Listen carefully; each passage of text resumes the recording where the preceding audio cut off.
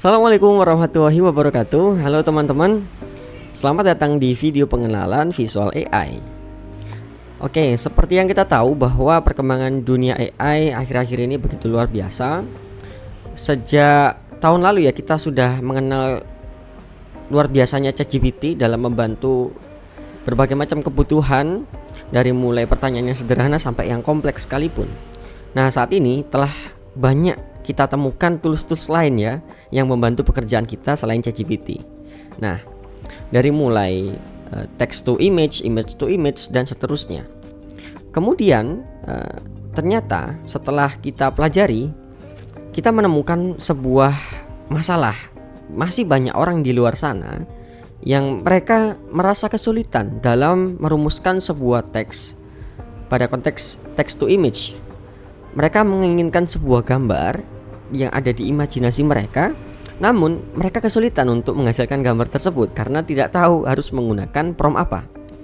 Nah, inilah yang menjadi awal mengapa visual AI ini diciptakan.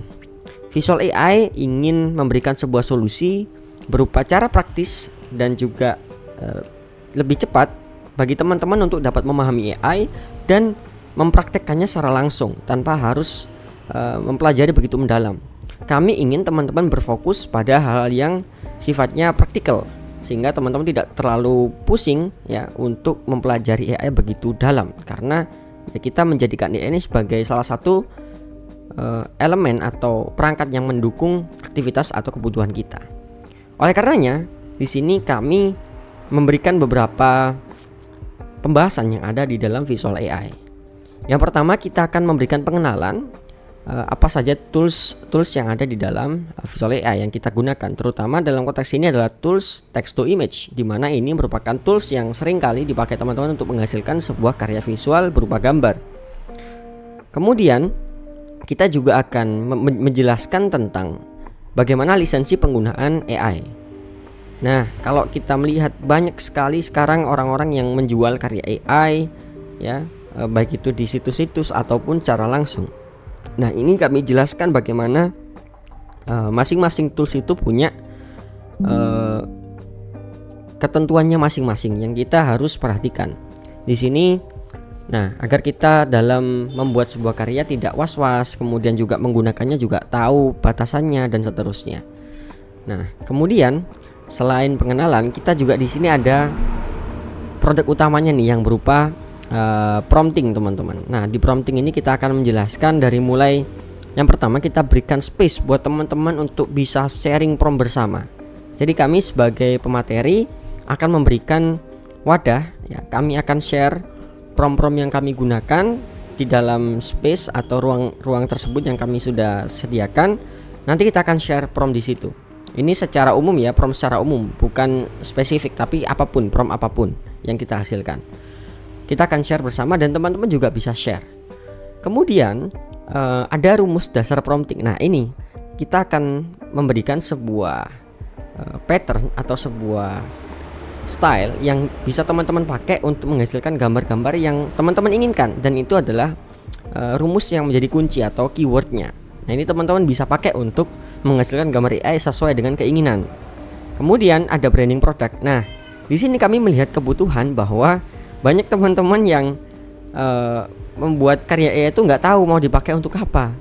Nah, kebanyakan dari mereka inginnya menggunakan AI ini untuk membantu usaha mereka. Nah, oleh karenanya kita di sini kan juga menghadirkan solusi berupa bagaimana AI ini bisa menghasilkan sebuah foto produk, branding produk ya, yang bisa membantu promosi jualannya teman-teman, seperti itu. Jadi foto-fotonya menarik, keren, teman-teman bisa nanti simak di sales page-nya seperti apa hasilnya. Kemudian selanjutnya adalah karikatur personal. Nah, ini kami temukan juga bahwa kebanyakan teman-teman itu ingin punya gambar atau karya AI yang itu juga menampilkan pribadinya teman-teman, fotonya teman-teman ya. Misalnya sedang bekerja, profesinya apa, dan ingin diubah menjadi wajahnya. Nah, ini kami juga akan share caranya. Kami akan share caranya pada teman-teman sehingga teman-teman bisa menghasilkan karya sendiri dengan wajah teman-teman sendiri atau siapapun itu. Kemudian yang terakhir adalah bagaimana cara membuat logo dan juga maskot produk dengan prompt yang sudah kami sediakan. Nah, ini tinggal teman-teman contek ya, prompt yang sudah kami susun, prompt yang sudah kami coba trial error sebelumnya melewati berbagai proses. Nah, ini tinggal teman-teman copy paste saja promptnya dan ubah-ubah sedikit sesuai dengan kebutuhan teman-teman. Nah, ini akan sangat membantu dan tidak memerlukan banyak waktu ya bagi teman-teman untuk trial error, karena itu sudah kami lakukan. Kemudian kita masuk ke modul selanjutnya, yakni AI hack. Ya, di sini kita akan share trik bagaimana kita tahu prompt dari sebuah gambar. Nah, ini nih, kebanyakan mungkin dari teman-teman sering kali lihat gambar, pengen tahu promptnya tapi bingung. Nah, ini ada triknya nih, gimana caranya kita bisa tahu prompt dari gambar tersebut. Nah, ini akan kita share juga di AI hack ini.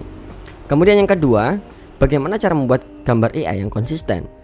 Pernah nggak teman-teman melihat sebuah karya AI yang mana menampilkan wajah yang sama, konsisten, atau style dan karakter yang sama?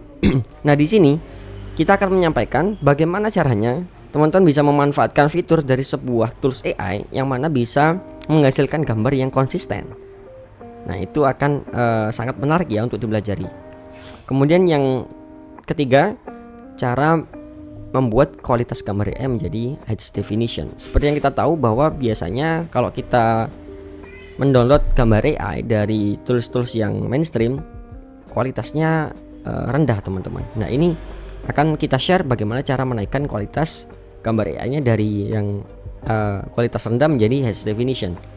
Dan yang terakhir, kita akan ada beberapa update ke depannya, yakni bagaimana cara membuat video ya dari gambar AI dan juga trik meminta bantuan Pinterest untuk menghasilkan karya AI. Nah, ini suatu materi yang fresh dan terbaru ya. Mungkin teman-teman juga baru tahu soal ini gitu.